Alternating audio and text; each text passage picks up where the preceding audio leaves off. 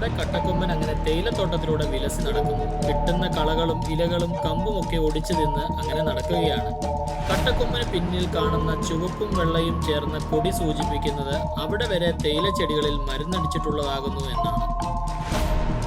തേയിലച്ചെടികളുടെ മുകളിലൂടെയൊക്കെ കാലുകൾ പൊക്കി വെച്ച് നടക്കുകയാണ്. ആനയെ മേയാൻ വിട്ടിരിക്കുന്നു എന്നൊക്കെ പറയുന്ന പോലൊരു കാഴ്ചയാണിത്. സന്ധ്യസമയമായതിനാൽ ഇങ്ങ് താഴേക്കിറങ്ങി വരികയാണ് കട്ടക്കൊമ്പൻ. ഇവിടുത്തെ തേയിലത്തോട്ടങ്ങൾ ഇവൻ്റെ ടെറിട്ടറിയാണ്. മറ്റ് ആനകൾ ഇവിടെ എത്തിയാൽ അവരുമായി മല്ലടിച്ച് അവരെ ഉടൻ തന്നെ ഇവിടെ നിന്ന് ഓടിക്കും. അതൊക്കെയാണ് ഇവൻ്റെയും സാധാരണ കാട്ടാനകളുടെയും രീതികൾ. ഇവർ തേയിലച്ചെടിയൊന്നും തിന്നില്ല.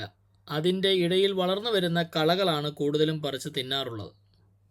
മഴ തുടങ്ങിയതിനാൽ അട്ടയുടെ ശല്യവും നന്നായുണ്ട്.